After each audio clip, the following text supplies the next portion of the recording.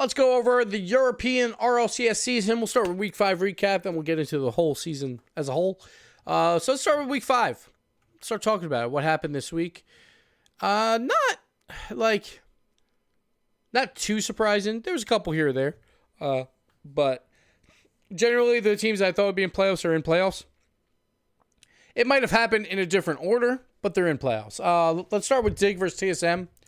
So this one was kind of the questionable one where will Dig's offense show up? Will TSM's offense look as good when they played Veloce? And clearly they did not. And I was surprised that people were like, oh, TSM's offense showed up for one series. They'll be fine now. And it's like, did you watch how Veloce played that series? Because it was mostly Veloce playing like shit. TSM's offense did not show up here. Dig's offense finally did.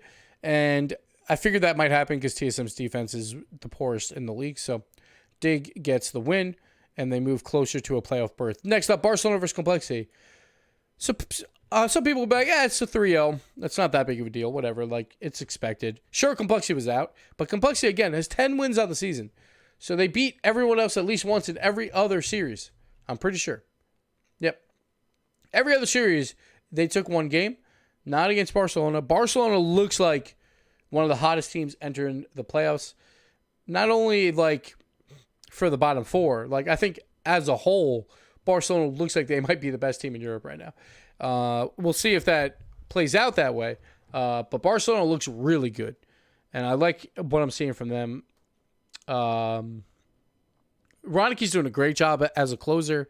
Bluey is still just pulling out an MVP performance. And the crazy thing was, like, after this game 5, they had the best game differential in the entire league. Entire league at +4. Like, obviously, Reciprocity, they passed them in the final game. But that's really impressive. Like, Barcelona 3-4, but 16-12. So, sure, they lost 2 game 5s that they probably shouldn't have based on Roniki mistakes or control disconnects or whatever. They lost this one to Mouse Sports as well, a 4-3 loss in game 5 when they played Veloce. Obviously, it was a 1-goal game. Same with Reciprocity, 1-goal game in game 5. So, like, if they win 2 of those, they're top 2. That's simple. Yeah, Barcelona looks really strong. I would watch out for them. They look really, really good. The best offense in the league, and we'll see how that goes going forward. Dignitas versus Vitality. This series was like, all right, Vitality, when are you going to wake up, buddy? Like, that first game, it looked like Vitality might run away with this, where they were, like, goal stealing from each other. Fairy Peak, he steals 1 goal. K-Op, he steals 1 back. I'm not sure if that's the right order or it's the opposite, but whatever. After that, though, Dignitas, they took it to him. Only giving up 2 goals a game, or 2 goals at most, to Vitality after that. And Dignitas, offense starting to click. Astral looking really good. And that's the Astral I've been waiting to see all offseason. Like, Astral looks great. Doing crazy things. He finally got some of those plays off in these 2 series. And he got player of the day as well. And Dignitas, the least likely team to make playoffs this week. And they make it. Because that's how RLCS works. But Dignitas in, TSM out. Based on this series later, but we'll get to that. Veloce versus Mouse. Chiefs was right all along. Let's look at their games. Mouse scored 2 goals in the 6 games that they lost. 1 was at 0 seconds, so it didn't matter. And then they obviously put up 5 in 1 game. Mouse's offense has looked terrible lately. No passing. Really nothing going on. Mouse has got to figure this out. They had 2 chances to make top 2 here. They're going to have 2 more chances to make Madrid here. But right now, it's going to be hard to bet for them. We'll see if their offense can find their way. The last time their offense looked really good was Vitality series, I think. Complexity, not even that good. Like, that series, they probably should have lost this series versus Complexity. And then Vitality was a series where they kind of stepped it up towards the end here. So, it's like the last time we saw them really pop off. But Mouse is in trouble. Not looking good. But Veloce, they look strong. They look like a well-oiled machine in this series. Like, obviously, they had a terrible series versus TSM, but they bounced back here. Some good team plays. passing all around. Veloce looks like a team that I can look at now. I'll see you now, Veloce. I don't know if you're a top 2 team, Veloce, but I see you now. They obviously got top 2. Well done to them. Got a little lucky throughout the season with that first Dignitas series where Yukio basically belly flops on the ball, and then the kickoff by Ronicky. But hey, you're here. Let's see how they do. So well done to them. Vitality versus TSM. Crazy series, man. Who would have thought? Like, TSM shows up a bit more. And also, it was 2 shutouts. So, like, oh, it's over. Then TSM, a 6-3 win here. Vitality's offense also, like, really not been clicking. Like, not been the greatest season for any of them. K-Dub's missing shots. Scrub's not looking that great. Fairy Peak looked so scared throughout that overtime in Game 5. He made so many mistakes in that minute 7. But he hit the shot. That's all that matters at the end of the day. He hit the shot. Crazy series where the difference between 3rd and 7th for Vitality, absolutely wild. They obviously have a great game differential, so that's why like it was a drastic change, and obviously because there's a 3-way tie here. But, man, what a series. What a shot by Fairy Peak. Top right corner. Pretty much unsavable. Well done to him. But Vitality takes the win and survives, has a chance at a World Championship spot. Then Reciprocity versus Mouse. We talked about this a bit, but Chaussette was like, hey, I'm still here. I'm still the best in the world. Don't worry about that.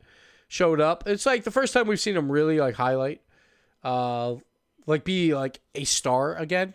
He's had some other series where he's been pretty good, but like overall, he had a good season. It's just we all expected him to have a great season. The thing is, with Europe, there's not many players that I could say had a good season.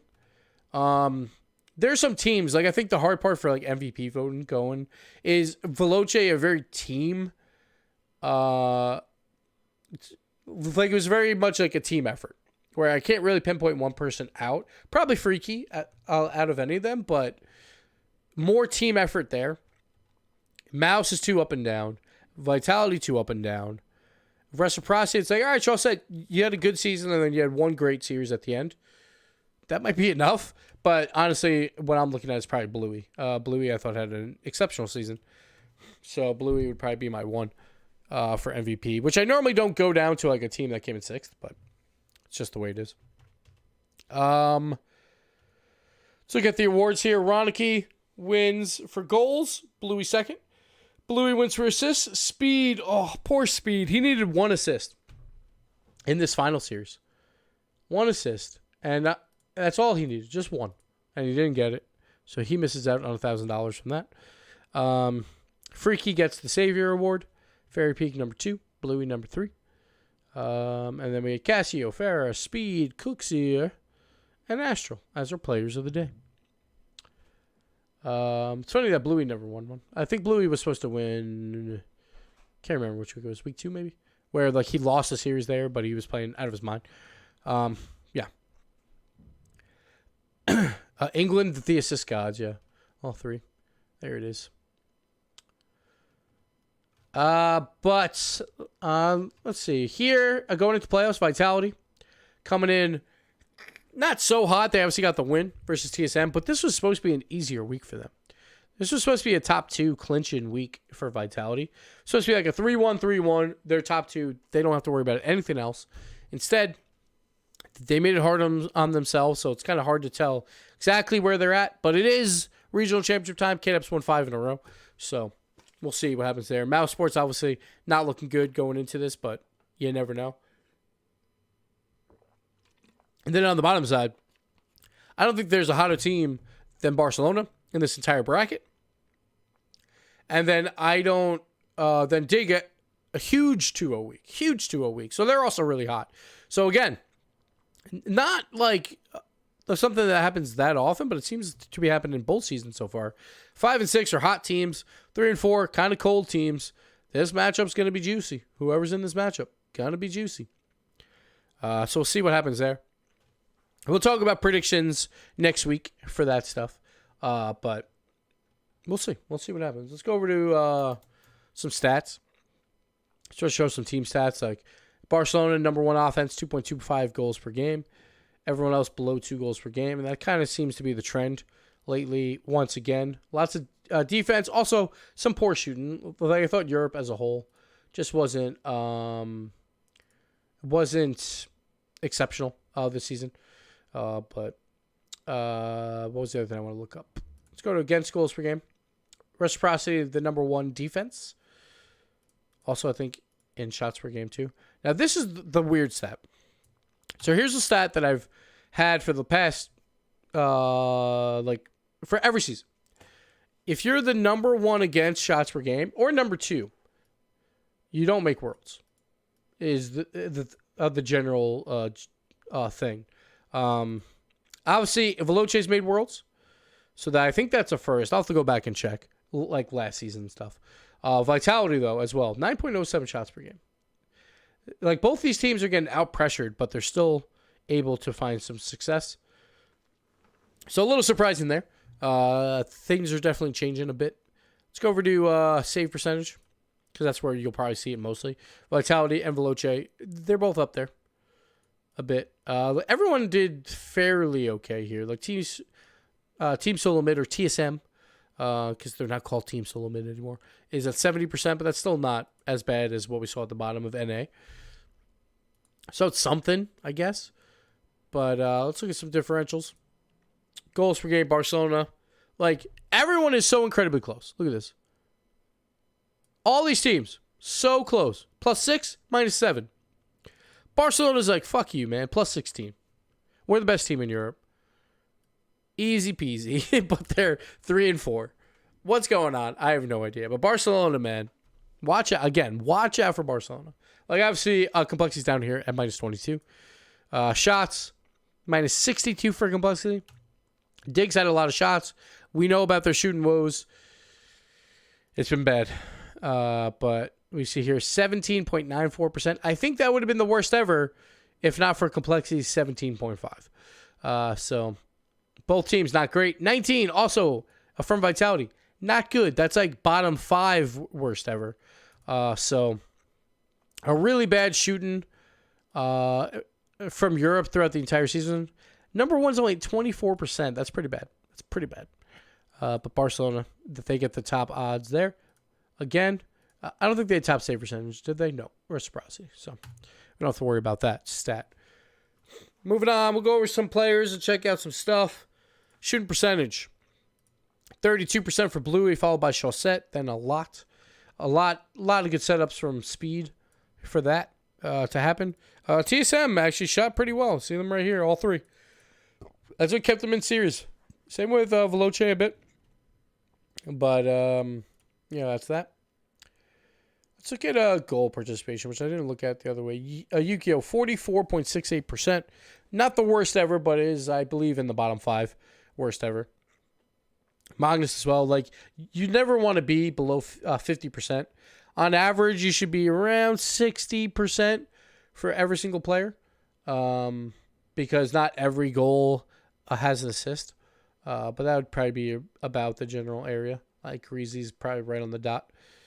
If every goal had an assist, then it'd be right here between Flakes and Freaky. 66%. Like, Alpha, obviously number 1. He did pretty well. And then Astro and Violent Panda, they double teamed that pretty well for Dignitas's offense on the other side. I think there's got to be some consideration for MVP for Violent Panda, I would say. He probably won't get much because Astro had a great week 5, and I think that'll just cancel out both of them. Because I think Violent Panda was really holding that team together for the mid part of the season. So I think both those guys kind of cancel each other out. K-Dop had a really good goal participation season for his team. Again, it was not a great offensive season for Vitality, but at least K-Dop was involved a decent amount.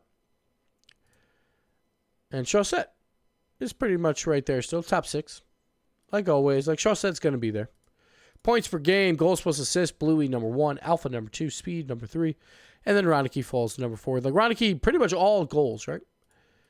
And that makes sense. He's that third man back. He's that closer on that team to secure the goals.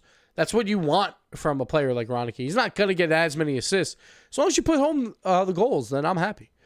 He didn't shoot that well because he had tons of shots. Like, he only shot 20%, which is why, like, you won't see him on any, like, MVP ballots or anything like that because he got so many opportunities.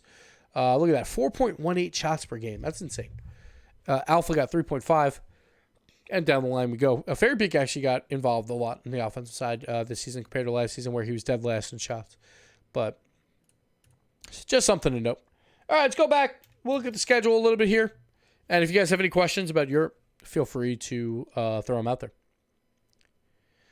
Again, I think this is just crazy that everyone went positive or even that made playoffs. That's nuts. That's how close of a season was, man. And that's also what happens when a team goes 0-7. And still, even with the 0-7, not that bad of a game differential. -11. That means they lost on average. It was most series were 3-2, and then you throw in 4 3-1s. So 4 3-1s and 3 game 5 losses, which is not terrible. But, yeah. What if Dig could shoot? If Dig could shoot, man, I had high hopes for them. They still can. They still have a chance. They would have been looking much better. Obviously, they probably should have beat Veloce. That series, that one play. Now, obviously, there's a lot of that one play because everyone is so close.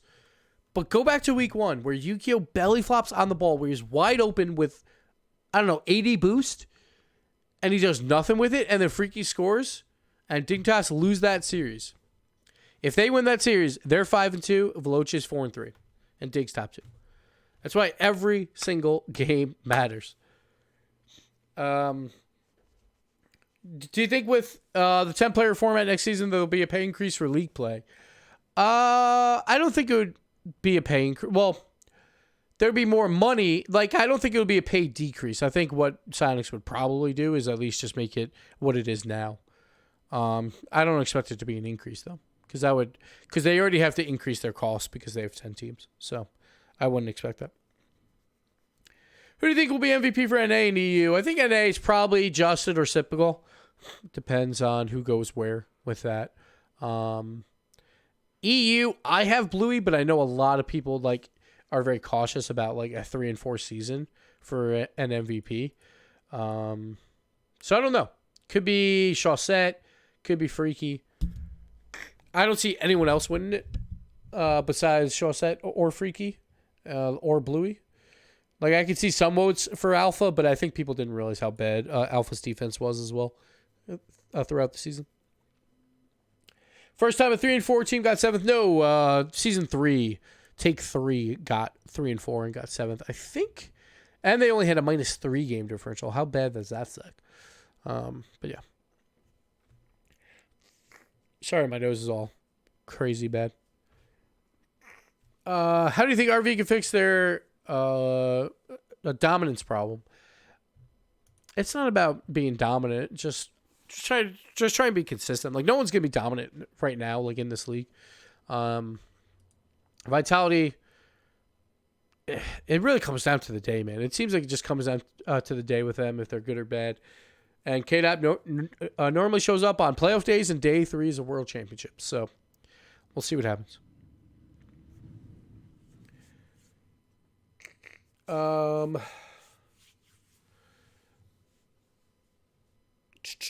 Freaky getting it would be pretty cool for him. Yeah, it's a cool story because a lot of people that get kicked nowadays, they don't make it back. It's obviously you look at Barcelona is one of those key examples of people that did make it back, Bluey and Devo. It doesn't happen that often, and Freaky made it back and is doing fantastic this season. So good for him. What's the one thing I could look for while watching EU? I only watch NA. I don't know what that question really means. Just look for every series being incredibly competitive. Last season, Europe had, I think by week 3, we had more game 5s this season than Europe did all of last season. Just so many game 5s. Or maybe it was week 4. I can't remember. But a lot of close series, just very competitive. It's a little bit more inconsistent than I would like to see from Europe. I do think that the level of play went down, but it's probably because the competition's so fierce that when someone's good on the other side, it's going to make the other team look bad, right? So if they're both doing that and making each other look bad, maybe that's the case. But right now, I'm a little down on Europe. Like, I'm normally very Europe biased when it comes to like international play. But I've kind of flipped on that. I think right now I have NA as the better region by a decent amount.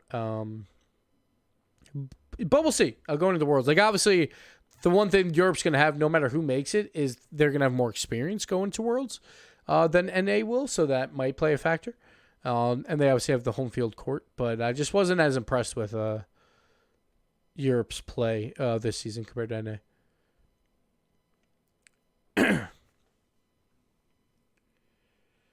Do you think Mouse can win one series to get into Worlds? I think they could. I'm probably, like, spoilers. I'm probably not going to predict them to do it, but they could. Like, why not, you know? As long as they play 50% well in 50% of their series, then they're fine. They'll reverse sweep someone. That's fine. If Barcelona won against Veloce or Reciprocity, they would have secured top 2. Yep.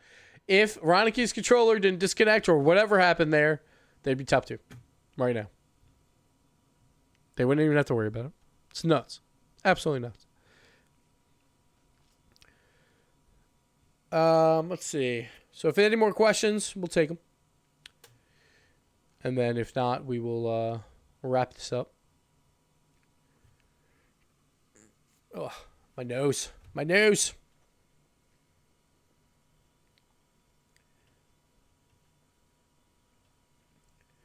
Oh, Remco retirement tweet. I think it's possible.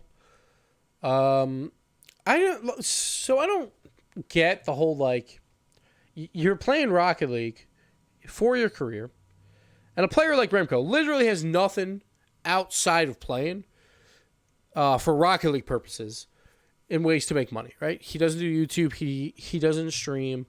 So, like, I would be fighting tooth and nail to try and keep this as my job, right? But maybe it's, you know, there's a lot of pressure. It's can make you very anxious trying to continue to do this. But I'd be trying to fight tooth and nail to stay in there. And I get it. He's not playing top level Rocket League necessarily, but like I don't see any team in the rival series that wouldn't want him probably, or like for him to try and make another run like Freaky did. You know, why not?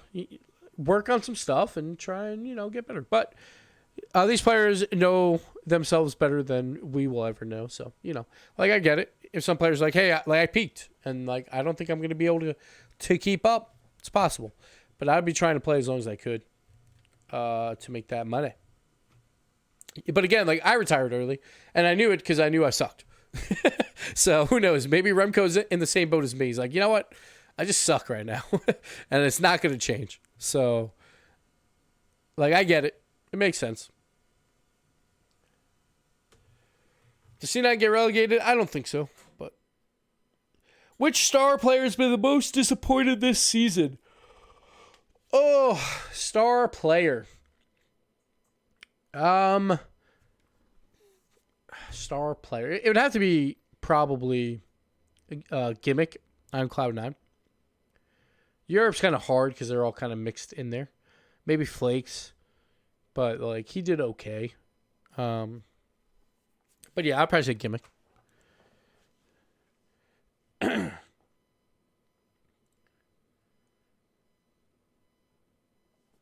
do you think will go to land? We'll do predictions next week for that stuff. How is Vitality's defense compared to current standard? I'll look at the stats for you, if that's what you want to look at, or if you just want to know. Like, once again, they're losing out on a lot of possession right now. Like their defense wound up being pretty bad, third worst in the league. So, and again, shots per game. It's a huge reason why. And we always talk about defense, obviously. That begins in the midfield, and they just haven't had it. I think they're trying this full rotation. It's just not really working. They're trying to figure it out. And when it clicks, it looks great. But like I think that's been a problem for a lot of teams this season. It's one of those, like, the ghost situation, too, where teams are trying, like, I think... So here's my theory. That teams are trying to emulate what G2 did at the World Championship. Everyone screamed them and was like, holy shit, this team is for real. This team is the best in the world. So I think everyone's trying to emulate that by just putting on so much goddamn pressure. And like, screw it. Like, I don't have boost. I need to make this challenge. I need to keep the pressure no matter what. And I think it's catching a lot of people out, making a lot more mistakes.